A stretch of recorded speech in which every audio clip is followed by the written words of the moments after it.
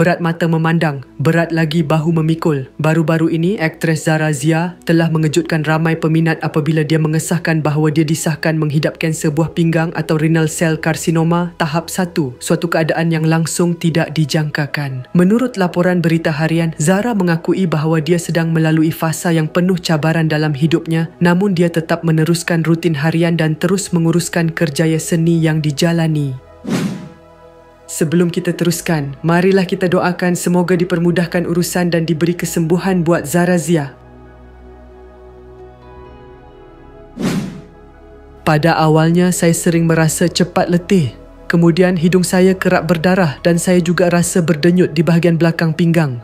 Saya rasa seperti ada sesuatu yang tidak kena, kongsi Zara kepada portal berita tersebut.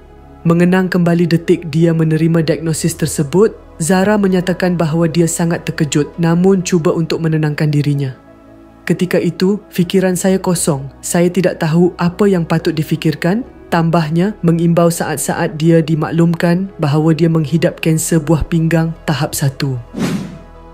Zara menjelaskan bahawa selepas mendapatkan pandangan daripada doktor, rawatan yang perlu dihadapinya setakat ini tidak melibatkan prosedur yang agresif.